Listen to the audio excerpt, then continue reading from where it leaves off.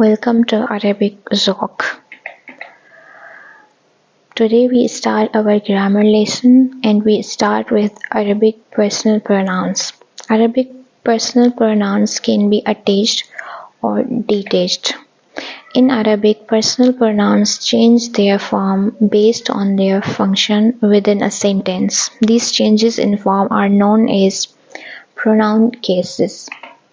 There are different cases for Arabic pronoun, including the nominative case, subject, genitive case, possessive, and accusative case, object.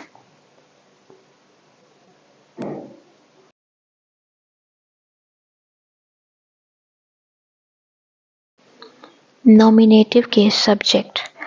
Singular for first person for both male and female, ana, I.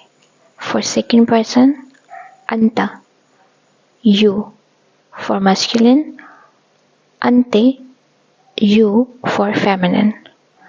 Third person, huwa, he. For male, hiya, she. For female. Dual, antuma, you. For masculine, antunna, you. For feminine. Plural for first person, male, female, naḥw, we. For second person, antum, you. For male, antunna, plural for feminine. Third person, hum, they. For masculine, hunna, they. For feminine.